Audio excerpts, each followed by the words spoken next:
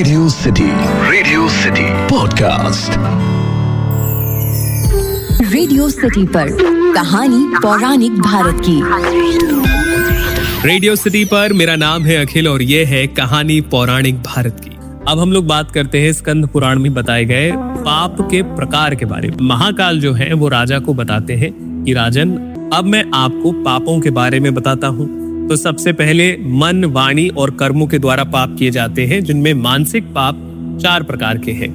पर स्त्री का चिंतन करना, दूसरे के धन को हड़पने का संकल्प करना, अपने मन से किसी का भी अनिष्ट का चिंतन करना और ना करने योग्य कार्यों के लिए मन में आग्रह रखना। इसी प्रकार वाचिक यानी कि बोलकर 4 प्रकार के पाप किए जाते हैं। असंगत वचन बोलना, झूठ बोलना, अप्रिय भाषण करना और दूसरों की निंदा और चुगली करना।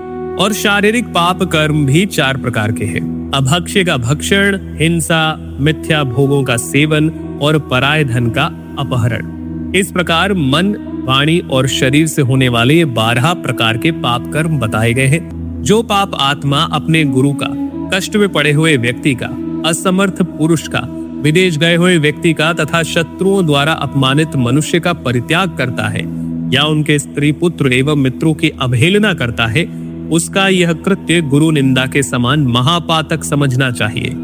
ब्रह्म हत्यारा, मदिरा पीने वाला, सोने की चोरी करने वाला, गुरु पत्नी के साथ पाप करने वाला, ये 4 महापातकी हैं। इनके पास संसर्ग रखता है वो 5वां महापातकी है। जो सबकी चुगली करता है, सब लोगों के छिद्र ढूंढने में ही लगा रहता है, छिद्र यानी कि कमी, सबके मन में उद्वेग पैदा करता है तथा जिसमें क्रूरता भरी हुई है, ऐसा मनुष्य ब्रह्म हत्यारा माना गया है।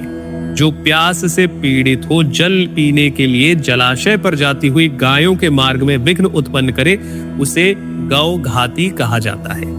ब्राह्मणों ने न्याय पूर्वक जिस धन का उपार्जन किया है, उसे छल बल से हर लेना ब्रह्म हत्या के समान माना जाता है। और भी बहुत सारे पाप बताए गए हैं। माता पिता का त्याग करना, झूठी गवाही देना, अपने मित्र का वध करना, अभक्ष्य भक्षण करना, किसी स्वार्थवश वन जंतु का वध करना, क्रोध में आकर गांव, वन और गौशाला में आग लगा देना इत्यादि बड़े भयानक पाप बताए गए हैं, जो मदिरा पान के समान बताए गए हैं। दरिद्र मनुष्यों का सर्वस्व हर लेना, मनुष्य, स्त्री, हाथी और घोड़े को चुरा लेना, गौ, भूमि, रत्न, सुवर्ण, औषधियों के रस, चंदन, अगुरु, कपूर, कस्तूरी तथा रेशमी वस्त्रों का अपहरण करना तथा हाथ में दी हुई धरोहर को हड़प लेना आदि पाप सोने की चोरी के समान पाप बताए गए हैं।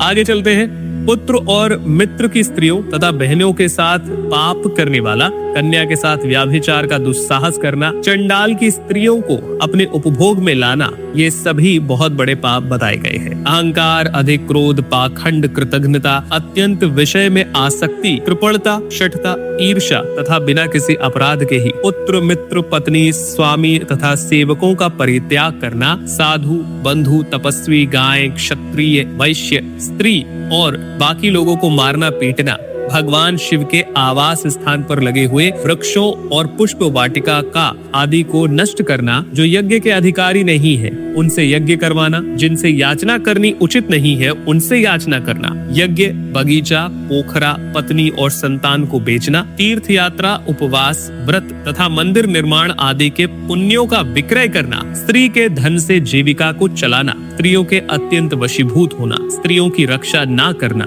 ऋण को ना चुकाना, झूठ बोलकर जीविका चलाना, साध्वी कन्या की बातों में दोष निकालना, विष तथा मारण यंत्रों का प्रयोग करना, इसके साथ साथ उच्चाटन, अभिचार कर्म इत्यादि करना, ये सभी बड़े पाप बताए गए हैं। तो इस प्रकार से और भी बहुत सारे ऐसे पाप हैं जिनके बारे में बहुत अच्छे से बताया गया है। जैसे राज्य में प्रजा का घूस लेने वाले अधिकारी, है ना, इस तरीके के अधिकारी भी जो होते हैं वो भी बहुत बड़े पापी होते हैं। ये स्कंद पुराण में बताया गया है। तो ये था आज का पॉडकास्ट। आपको कैसा लगा जरूर बताइए। ईमेल करिए podcast@myradiocity.com पर। सुनते रहिए रेडियो सिटी।